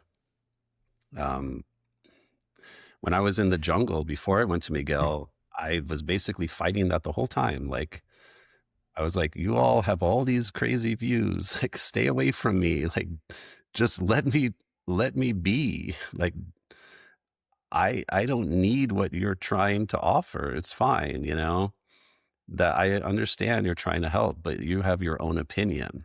And like everyone's got opinions and everyone's got ideas. Miguel's very good about not offering his opinions to people or ideas to people in ceremony unless they want it. Like I've seen him too, like if somebody says something, like, and he oftentimes doesn't say anything. Sometimes he'll say like, is it okay if I respond to you, which you don't get a lot of that in the plant medicine world. You get a lot of people who think they know the answers, who think they know what your visions mean, who think they know. And Miguel is a really skilled, I think enough his own work to understand that it's not about him and what he thinks. It's about what you come to and what you come to understand. And he's there to hold the space and he's there to help you get there. But it's really more about empowering you than disempowering you. And so what you don't see with people that work with Miguel is that they don't worship him as some kind of shaman god, which is like an exaggeration. But I hear people all the time talking about their curandero, their maestro, and how powerful his medicine is and how enlightened in certain ways. And it's like, you've just given up all your power to this person. Miguel is like humble in the sense that the medicine is the teacher. The land is the teacher. He opens the prayers and he lets you have that. But you don't come away like worshiping him as, some kind of thing, because that's a sleight of hand that happens with the ego. Like the ego, like of a lot of the facilitators, even new facilitators do this unintentionally, is that they want to be liked. So they sometimes subconsciously misdirect people's awareness to like what they're saying is like what they're saying is the truth. And what they're saying should just help you arrive at the truth. And when I say like you can't you can't get there like by imitating what he does. You can only get there by like embodying it and living that and understanding it. That's why it's humbling. Now, some people don't notice all those details. Like if you're new to plant medicine, you might not even notice like that's what's happening. So, that's an appreciation too. Like some people start to notice it later. Like if they encounter like another facilitator, then they're like, whoa, now I see that Miguel did some, but you don't know it until you encounter something different sometimes. So he's a very safe person, which is one of the reasons I like to work with him. He's very supportive, and he doesn't really like put himself as anything other than, somebody who's in service to you and the cactus and the medicine. And I like that. Like I'm not trying to take people to join some kind of cult to worship some kind of medicine man. Like that's not what we're doing. Like at base, Miguel will tell you, like at the end, that all he wants to be in your life is your friend. And a good friend is good. He doesn't need to be your God, your guru, your shaman, or anything like that, but he can be a friend. And I think that's what we need. Again, I spent some time like talking about like some of the odd things I see in the plant medicine world. One of them is the guruism and like the ego inflation that happens, especially as people start to step into the roles of facilitators and really don't have any understanding yet. They will get there of like what it means to truly hold space because they've only been exposed to Twinkies.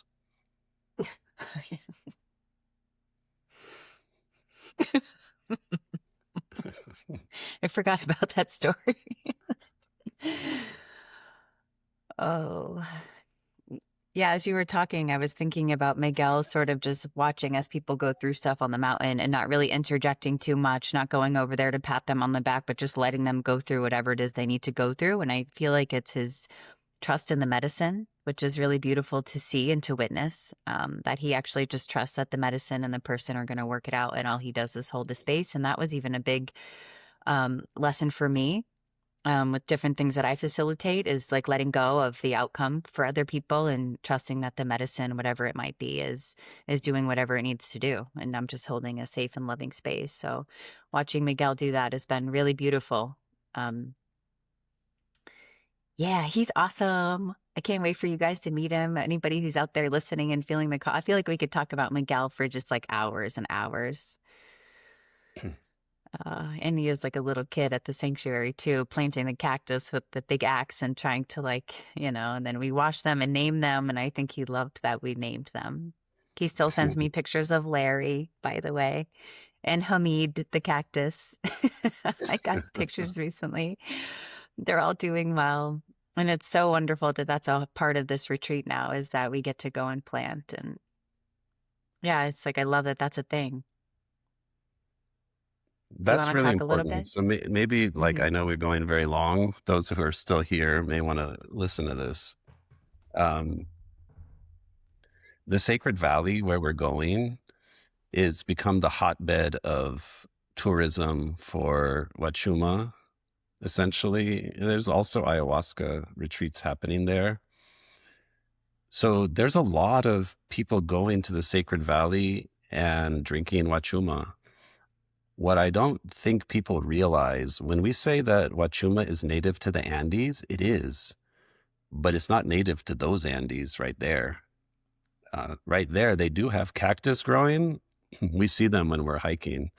They're really spiny. They're often this species called Trichoceres cuscoensis, and then some other varieties that are like in the Trichoceres family. So similar family to the Huachuma cactus, same family as the Huachuma cactus, but a different variety. And those are not medicinal. There's trace amounts of medicine in them, but the trace amounts are so small that you'd have to take so much cactus that mostly what people discovered if they try to work with those is that you just vomit. Like, you don't have the experience. So I'm bringing this up because a lot of people go there and they're thinking like, all these cactus are coming from here. These are the cactus growing on the side of the mountain. Well, those are not the cactus. You see a lot of cactus there. Those are not the ones. So the cactus that are being served as medicine in the Sacred Valley are still coming from the native places where the cactus grows in the Andes. And they are still being largely wild harvested. And so even if you go to Peru and consume Huachuma, it doesn't necessarily mean you're consuming sustainably grown Huachuma.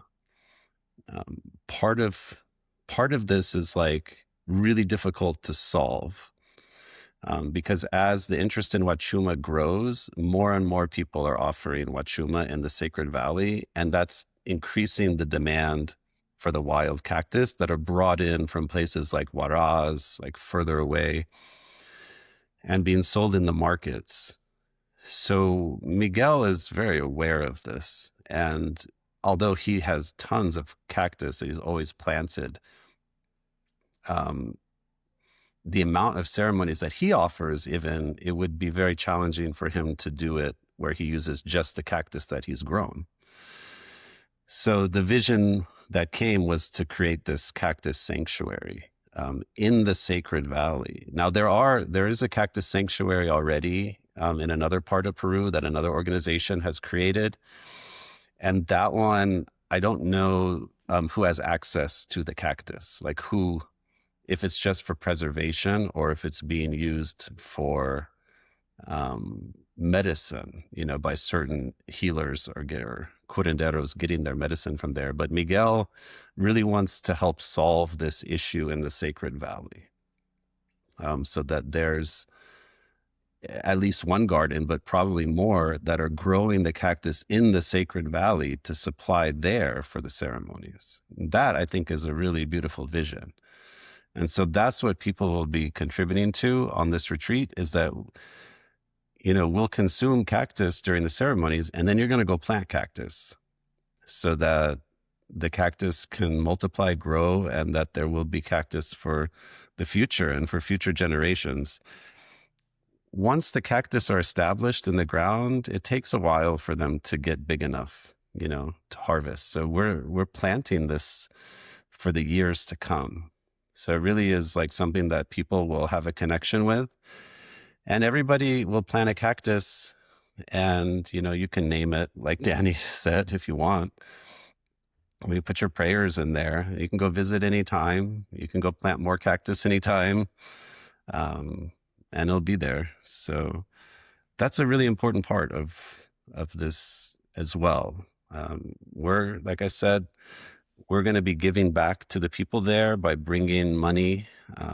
They are very grateful for anything that we bring as far as like supporting their local businesses.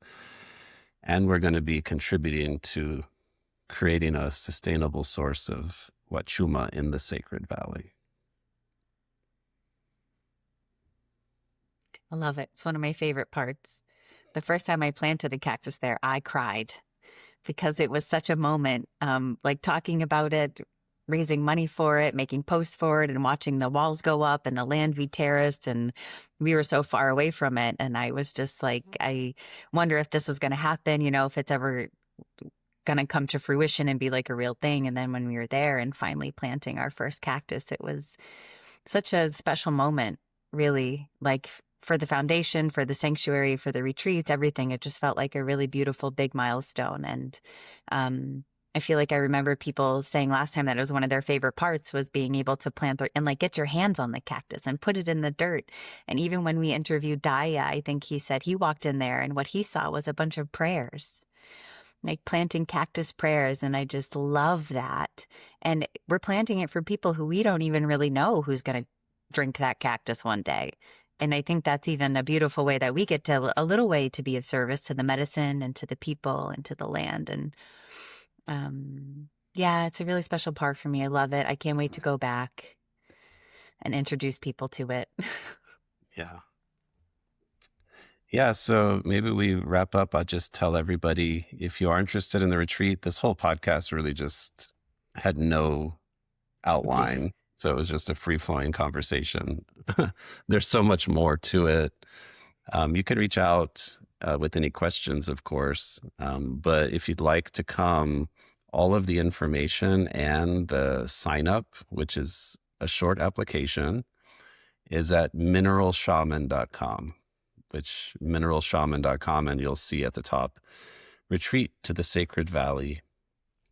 And would love to connect with you. So everybody that submits application, I usually schedule a call with them like this, like face to face online, so we can connect.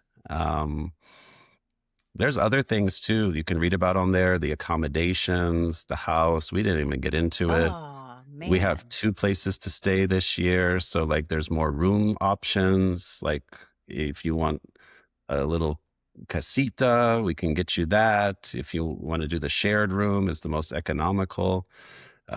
Private rooms, there's like a lot more options than in prior years. And there's other things I provide, consultation to everybody who comes as an option. You could do a hair tissue mineral analysis. Anybody who follows Mineral Shaman would like that. It's included. And that will help you get ready for this, on the physical level. Then we have calls that usually we get about a month before we leave, weekly calls to get everybody ready. There's all kinds of packing lists I provide, and there's more things. Everybody's dietary preferences are considered. There's an extensive dietary questionnaire, that you'll fill out, and we'll make sure that you have food to eat. And then there'll be integration calls, usually once a month, that go after, and the supportive community. And then, there's just so much. A lot of beautiful relationships have come out of this retreat. And Dani said, excuse me, some of her best friends, and honestly, some of my best friends too. So I'm looking forward to it. Amazing. Me too. I am counting down the days. I can't believe it's only January and we have to wait till June. It's like, oh my God, it's so far, like 5 months. God, I hope that flies by. As soon as I land there, I'm already waiting to get back. So Yeah, I don't know, 4 or 5 months. I'm looking forward to it, Hamid. Thank you for doing this, for everybody. It's so funny. We can talk for 2 hours about and say so many words about something that actually has no words for it. So it's like we're trying to do our best to describe the experience for people, because how else would you know about it? But really, it's hard to explain. So thanks for listening and for joining. And Hamid, thank you for doing this work for, the medicine and for all of us. my pleasure. Yeah. All right. Thank you all so much. Look forward to more.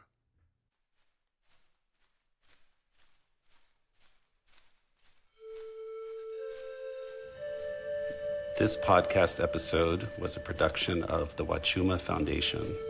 If you would like to be a guest on our show, email us at huachumafoundation@gmail.com. If you would like to learn more about us or support our mission, please visit huachumafoundation.org. And most of all, remember to plant more, worry less.